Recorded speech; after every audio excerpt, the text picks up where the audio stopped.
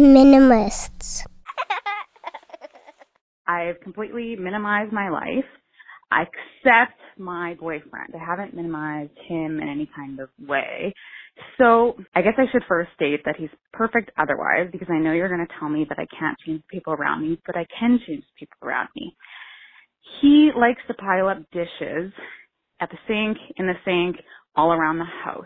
And I had an epiphany today that what if I just box up my entire kitchen and just leave him one plate, one set of utensils, coffee mug that can be used for juice and coffee, and take all that stuff with me when I leave for work next week and just kind of see how that holds up. So I guess I'm just asking for some advice on living with someone who can't seem to put anything away and just has no plans to do that. But other than that, they are perfect. Speaking of passive-aggressive behavior, Aaron, I actually respect that you're trying to do something, and yes, you're right. So we've got this little line. It goes, you can't change the people around you, but you can change the people around you. Yeah. Meaning you can't force someone to change. Yeah. But you can surround yourself with people with similar values, etc. Right? Now, here's the thing. Like, you got to ask yourself, this is really, we were talking about cost of admission earlier, but this is her cost of admission. I agree 100%. Yeah. But, makes me laugh when you get married or you move in with somebody and then you try to change them. No, hey, you bought this ticket.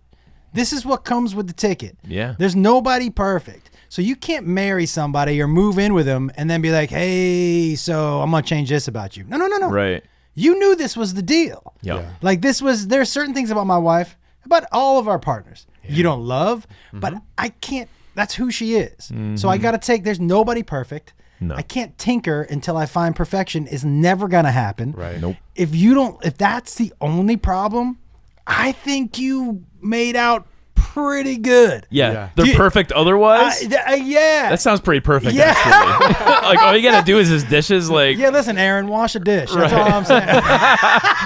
Well, it's interesting. Like, I'm kidding. I'm kidding. Take it easy.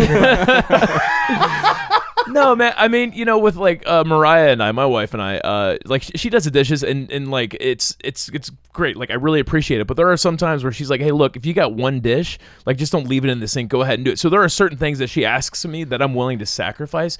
And when I'm willing to sacrifice stuff for her, she's willing to sacrifice stuff for me. And that's what a relationship is. So the question, Aaron, is like, what are you sacrificing for him?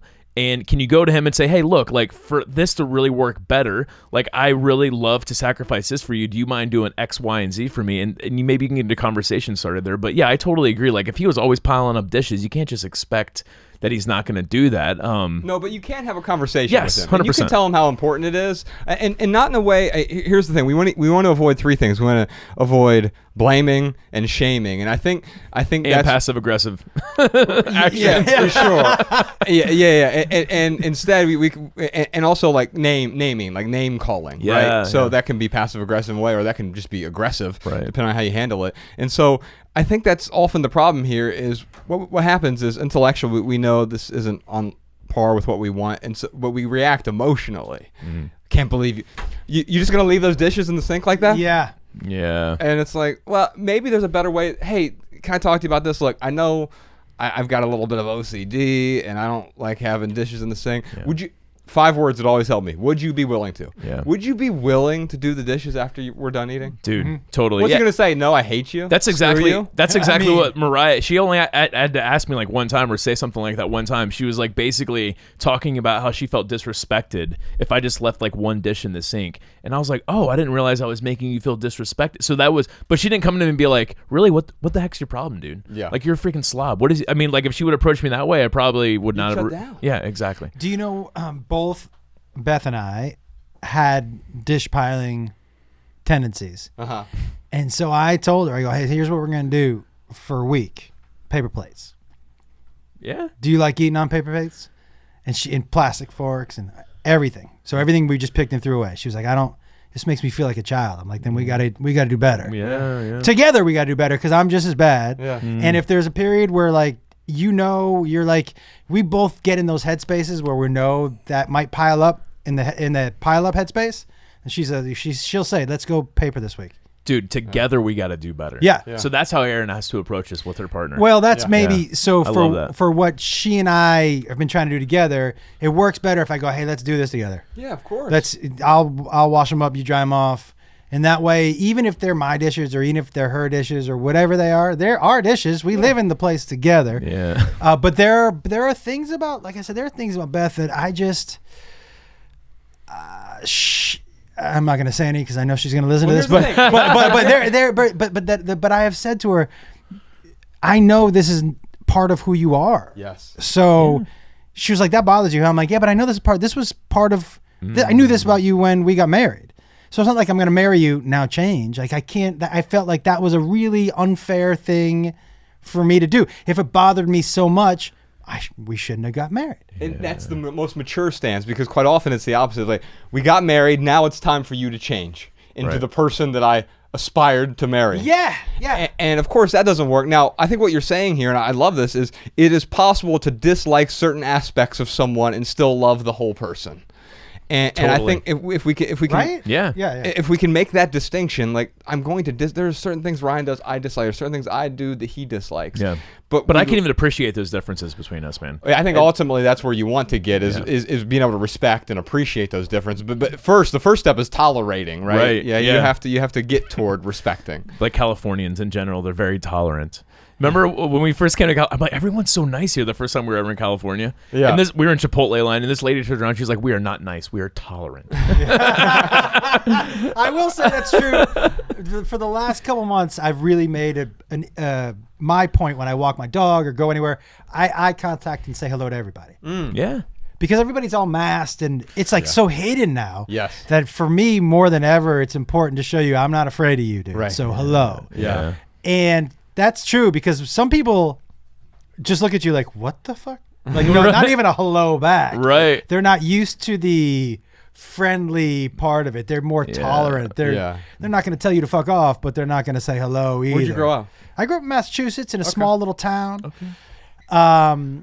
In Western Mass, and so we were all friendly. Yeah. Like that was not even an issue for us. But I think like saying hello to people on the street is so fascinating how much people don't expect it. They don't expect any kind of interaction with somebody they don't know. They almost jump. Like any what do you want? Well, like, what do you need something from me? In New York, I like doing it. One of my favorite games in New York is to be overly friendly to strangers. So I was in an elevator with this dude. It was just me and him. We were in a high rise. And we get in the elevator. And if it's just you and one other person in an elevator, there's certain etiquette rules. Yeah. Like if he stands in the back left, I stand in the back right. Right. I stood middle, shaded over a little to the left. So I was a little too close. And I had my headphones in, but not on because I wanted to hear him. And as soon as we both get on, he took back left and I took center left a little back. And I just heard him go, what the fuck?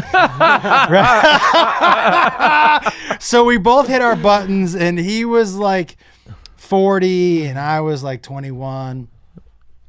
And I'm sitting there and I'm just pretending to sing my song. And I can just hear him just heavy breathing in the bed, just like, all right. And my floor open. This is all pre-COVID, by the way. Pre-COVID. This is all pre-COVID. This is when I was still traveling and actually getting in elevators with people. And the elevators open up and I hear him go, this is your floor, man. And I go, I'm on a ride up with you. And he just put his hand over the door and he goes, the fuck you are. This is your floor. But I like doing that stuff, man. For me, a friend, Julian, Julian Smith, he likes to make himself uncomfortable, like just to like stretch his comfort zone a bit. And I think that's also one of those keys to satisfaction. Is I do that too. Yeah, I think that helps you be comfortable in more scenarios. Anytime he gets on an elevator, he just continues to face the back the entire time, even if it's a full elevator. So everyone's facing the other way, and he just because I mean, you get on that way, everyone just turns around though, right? I love and that. He just doesn't turn around. And he'll just stand there, floor 11, definitely please. Doing that. I like That's great. feeling uncomfortable. I like making other people feel uncomfortable, not in a gotcha way. I don't like doing that, but I like the shared experience of I love that feeling. I mean, this is really how I live my life. I enjoy. If you're not watching us on YouTube, his shirt says I like weird shit. I do. I like it so much. Yeah. If you ever start a sentence, hey, do you want to see? I'm like, just stop right there. Yes. Yeah. If I've never seen it before, the answer is I do want to see it. Yes, I want to see that. Yes. Ryan, I'm going to skip Lottie's question. Aaron, I'm going to send you a copy of our first book, Minimalism, Live a Meaningful Life. There's a relationship chapter in there. We talk about the 3 different types of relationships. I won't go into detail right now, but if you like our podcast, you'll like the audiobook version of Minimalism, Live a Meaningful Life. Or if you want the book or the ebook version, we'll send you a copy of those as well.